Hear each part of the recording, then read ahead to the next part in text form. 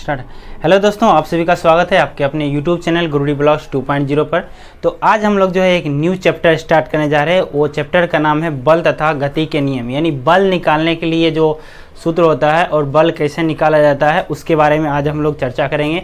इससे पहले मैंने वर्क एनर्जी एंड पावर का फुली रिवीजन का एक वीडियो बना दिया है और वो प्लेलिस्ट में पड़ा हुआ है, वहाँ से आप जा करके देख सकते हैं यदि आपने नहीं देखा है तो। और उसका पीडीएफ जो है आपको टेलीग्राम पर मिल जाएगा, जो टेलीग्राम पर डाल दिया गया ऑलरेडी। ठीक है, तो आज का हमारा टॉपिक है बल, यानी बल निकालने का सूत्र आपको जो है जानना है। ऐसे थोड़ा ये इजी पड़ता है, बट इजी पड़ता है तो इसका मतलब ये नहीं कि हम स्किप कर देंगे। पढ़ना हमें हर क्षेत्र से है, हर चैप्टर से है और हर जगह से क्वेश्चन आते हैं। जहाँ जहाँ से आते हैं हम उसी टॉपिक को आपके पास लेकर के आते हैं। फालतू का टॉपिक पढ़ाने के लिए ना हमारे पास समय है और ना आपके पास समय होना चाहिए उसको पढ़ने के लिए। ठीक है, तो बल निकालने के लिए एकदम आसान सा फार्मूला है कि m द्रव्यमान की कोई वस्तु है। ठीक है, यदि m द्रव्यमान की कोई वस्तु है, इससे पिछले वीडियो में हम बता चुके हैं कि m का मतलब मास होता है, उसको हिंदी में द्रव्यमान बोलते हैं, ये सब बताया हुआ है। ठीक है, यदि m द्रव्यमान की कोई वस्तु है मान लीजिए, ठीक है, और वह a त्वरण के साथ गतिशील है। ठीक है, m का मतलब मास होता है और a का मतलब जो है एक्सेलरेशन होता है। ठीक है, एक्सेलरेशन होता है, इसको आप समझ लीजिएगा। त्वरण, इसको जिसको हिंदी में हम त्वरण बोलते हैं। तो m द्रव्यमान की कोई वस्तु है, अगर वो a त्वरण के साथ गतिशील है तो उसके लिए जो बल निकालने का फॉर्मूला होता है वो F बराबर ma होता है। ठीक है, F बराबर जो है आपका ma, यही फार्मूला होता है। और इस पर आप जो है, ये टाइप 1 है आपका। ठीक है, ये आपका टाइप 1 है, यानी आपका ये पार्ट 1 में आएगा और पार्ट 2 आएगा। इसका दो ही पार्ट आएगा और उसी में आपका सारा टॉपिक जो है क्लियर हो जाएगा। यानी F बराबर ma, m द्रव्यमान की कोई वस्तु a त्वरण के साथ गतिशील है तो उसके लिए बल ज्ञात करने का सूत्र जो है F बराबर ma है, जहाँ पर F क्या है, फोर्स है। ठीक है, जहाँ पर जो है आपका F जो है, किधर लिखूँ, यहीं पर ऊपर में लिख देता हूँ। F जो है आपका फोर्स है और m मास है और a आपका एक्सेलरेशन है, यानी त्वरण है। ठीक है, तो इसी पर आधारित हम लोग आज क्वेश्चन करेंगे F बराबर ma पर। तो जो आपका पहला क्वेश्चन होगा, जो फर्स्ट क्वेश्चन है आपको सामने स्क्रीन पर दिख रहा है। फर्स्ट क्वेश्चन में कहा जा रहा है कि m द्रव्यमान की कोई वस्तु, ये ग्रुप डी में पूछा गया है 12/10/2018 को। ठीक है, शिफ्ट सेकंड में आया है। कह रहा है कि m द्रव्यमान की कोई वस्तु जो त्वरण a के साथ गतिशील है तो प्रयुक्त बल क्या होगा। देखिए बिल्कुल यही है, सेम टू सेम ये फॉर्मूला ही आपसे पूछ दिया गया है कि m द्रव्यमान की कोई वस्तु है। ठीक है, वस्तु का द्रव्यमान जो है क्या है, m है। ठीक है, और कह रहा है कि a त्वरण से गतिशील है, उसका जो त्वरण है यानी a जो है वो a ही है। तो कह रहा है कि उस पर लागू बल क्या होगा, यानी F बराबर हम जानते हैं कि ma होता है। अब ma की जगह पर तो सारा सेम ही है ना, तो m इंटू a हो जाएगा। यही हो गया आपका F बराबर ma, या फिर ma ऐसे भी लिख सकते हैं, कहीं कोई दिक्कत नहीं है। या फिर आपको यहाँ पर m इंटू a करके दिया हुआ है, m इंटू a करके देखिए किस ऑप्शन में दे रखा है, आपको ऑप्शन नंबर सी में दे रखा है m इंटू a करके। तो आपका ऑप्शन नंबर सी जो है बिल्कुल सही आंसर हो गया। इजी है बट इग्नोर नहीं करना है, इसको भी ध्यान में आपको रखने हैं। ठीक है, अगले क्वेश्चन की ओर हम बढ़ते हैं। जो सेकंड क्वेश्चन है आपका सामने स्क्रीन पर दिख रहा होगा।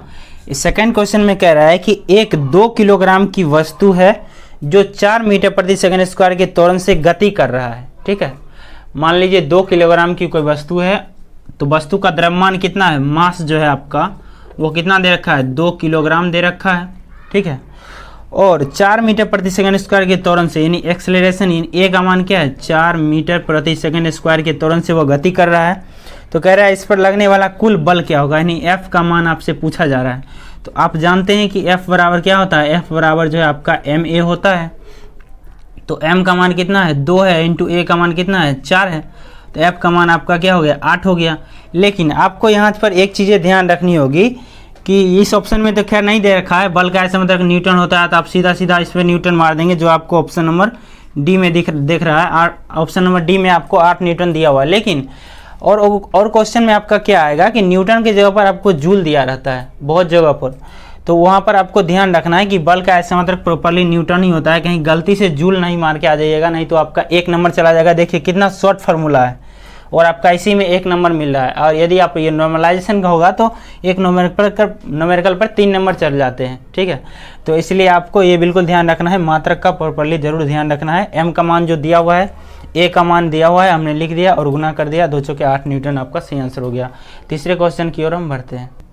जो थर्ड क्वेश्चन है आपका, आपको सामने स्क्रीन पर दिख रहा होगा, बिल्कुल सेम है, कुछ भी करना नहीं है इसका।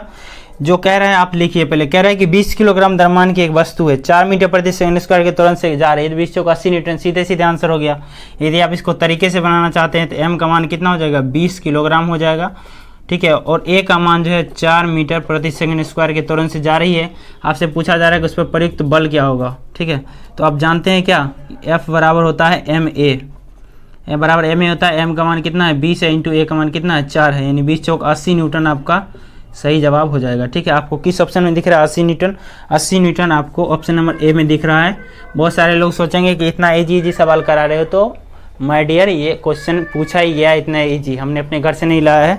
यहाँ पर लिखा हुआ है RRB group D 26/10/2018 shift second में आया हुआ क्वेश्चन है। मैं अपने मन से कोई क्वेश्चन नहीं लाता हूँ, इतना ईजी पूछा ही गया है, तो आप ईजी को हम कैसे इग्नोर कर सकते हैं, इसलिए आप इसको भी ध्यान में रखें। हम अगले क्वेश्चन की ओर बढ़ते हैं। जो फर्स्ट क्वेश्चन है आपको सामने स्क्रीन पर दिख रहा होगा, इसमें थोड़ा सा आपको चेंज किया है। कह रहा है कि जब 100 न्यूटन का एक बल, पिछले क्वेश्चन में आपने बल निकालना सीखा था और इसमें बल दिया हुआ है, यानी 100 न्यूटन का एक बल जो है 50 किलोग्राम द्रव्यमान की एक वस्तु पर लगाया जाता है। एक वस्तु का द्रव्यमान जो 50 किलो है उस पर 100 न्यूटन का बल लगाया जाता है। तो उत्पन्न होने वाले त्वरण की गणना करने के लिए कह रहा है। जो दिया हुआ है पहले आप लिखिए, गिवन दैट क्या है, एफ का मान जो है वो 100 न्यूटन आपको दिया हुआ है, ठीक है। उसके बाद कह रहा है कि 50 kg के द्रव्यमान पर लगाया जाता है। एम का मान कितना है, 50 किलोग्राम है। तो कह रहा है कि उस पर कितना त्वरण उत्पन्न होगा उसका गणना कीजिए, यानी ए का मान आपसे पूछा जा रहा है, ठीक है। तो यहाँ पर थोड़ा सा चेंज किया है, हम अपना फार्मूला नहीं चेंज करेंगे, हमारा फार्मूला यही रहेगा, ठीक है। फार्मूला क्या है, एफ बराबर एम ए है। तो f का मान यहाँ पर कितना दिया हुआ है, 100 दिया हुआ है, 100 लिख दीजिए। m का मान कितना है, 50 दिया हुआ है, इंटू a का मान आपसे पूछा जा रहा है, ठीक है।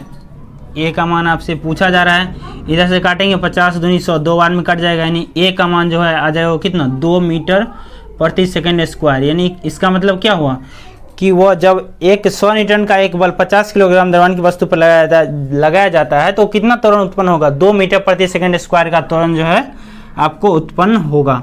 2 मीटर प्रति सेकंड स्क्वायर देखिए आपको किस ऑप्शन में दे रखा है, इसमें बहुत अच्छी तरीके से फंसाया है। देखिए ऑप्शन नंबर सी और डी में 0 पॉइंट करके देखा, ये तो पहले ही छट गया, होगा नहीं।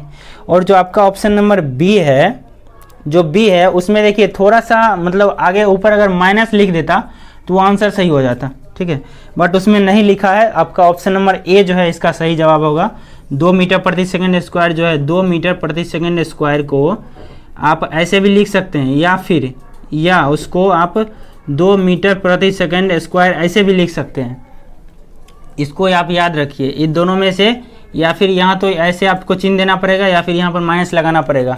लेकिन आपको ऑप्शन नंबर बी में जो दिख रहा है वहाँ पर ना तो ये है और ना ही माइनस है, इसलिए वो ऑप्शन नंबर बी गलत हो जाएगा। आपका ऑप्शन नंबर ए जो है बिल्कुल सही जवाब होगा।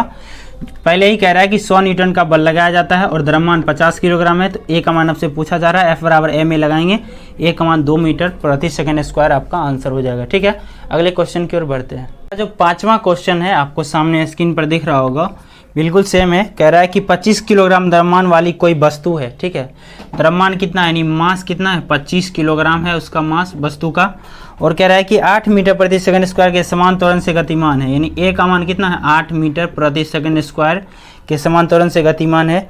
तो वस्तु द्वारा लगाया गया बल क्या होगा, यानी एफ का मान आपसे पूछा जा रहा है। आप जानते हैं कि एफ बराबर क्या होता है, एम ए होता है। तो एम का मान कितना दिया हुआ है, 25 दिया हुआ है, इंटू ए का मान आपको 8 दिया हुआ है। जब आप 25 को 8 से गुना करेंगे तो कितना हो जाएगा, 200 न्यूटन आपका सही जवाब हो जाएगा।